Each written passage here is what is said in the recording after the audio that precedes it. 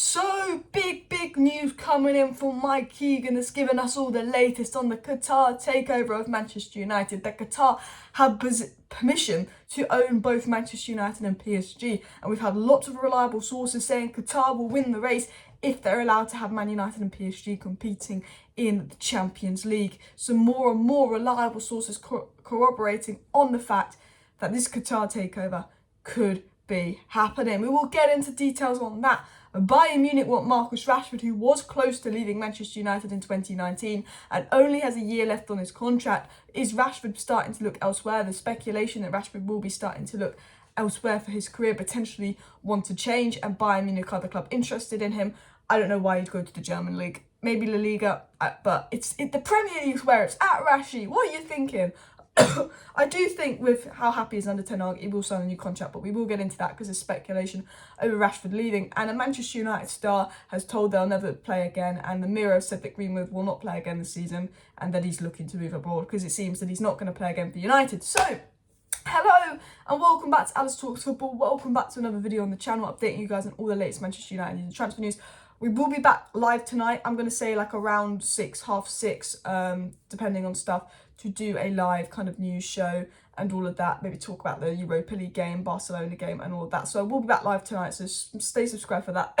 But let's get into the new owner news. Let's get into the big news, the bomb that dropped from Mike Keegan. And that is breaking. UEFA will not block a Qatari ownership of Manchester United in a major boost for the bidding group for the oil-rich state. UEFA sources have disclosed that there are not going to be any problems with the Qatari bid, which is being worked round the clock ahead of a 10 p.m. deadline, and UEFA to not block the Qatari ownership of United. So, Qatar want United.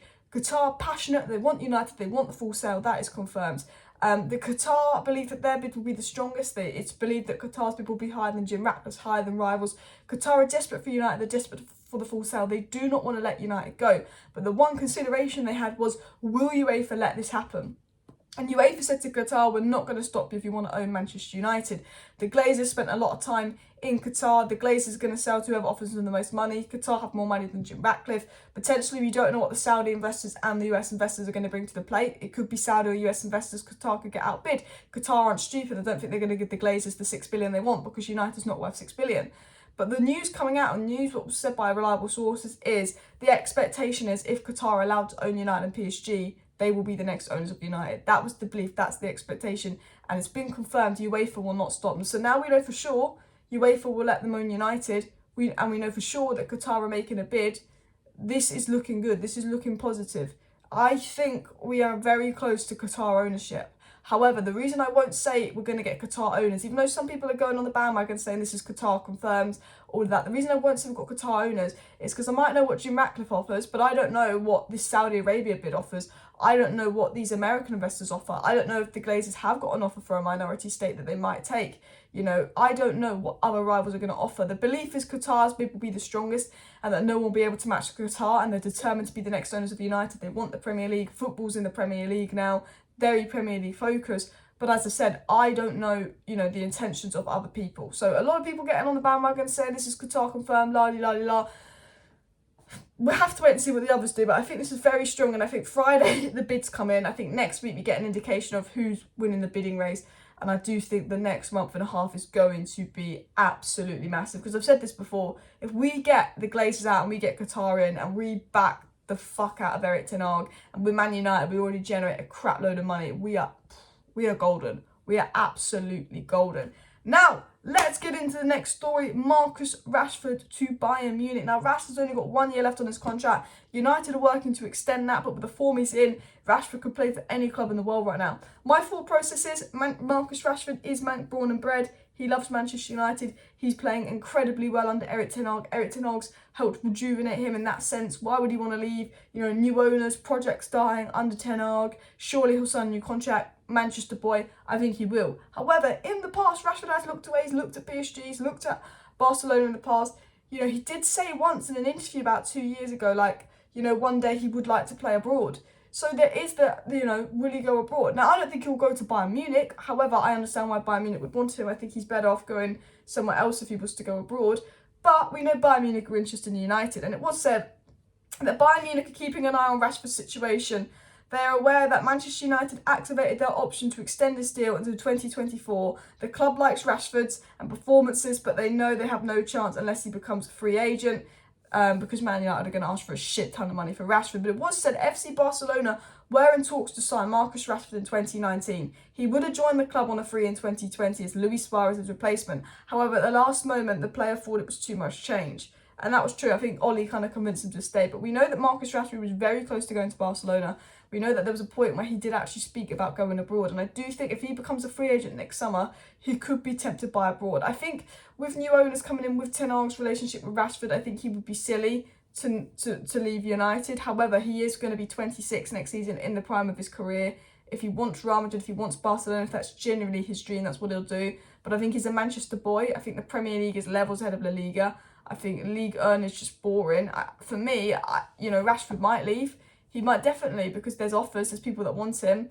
But I think he'd be stupid to, because I said the Premier League is just bigger than every other league. It's where it's at. I think if we get new owners in, it's perfect for Rashford. Like, for me, if you're playing well, if the manager loves you, if you're the main man at United, they're going to get new owners in and potentially be a challenging team again. There's no point in leaving United if United are in a better league than Real Madrid, and if United have good owners, could have more Champions League hopes than Real Madrid or Barcelona. That's just my opinion. People are coming from Real Madrid to United, so we'll have to wait and see what happens with Rashford. I do think that United will go all out on that new contract, and I do think that maybe Rashford might get his PR and media team to leak that he's looking abroad, to potentially help with the new contract. Because I always go, was Rashford looking abroad at PSG and Barcelona, or was he saying that so he got that new contract of high wages so the club panicked as well? That's also one thing to bear in mind.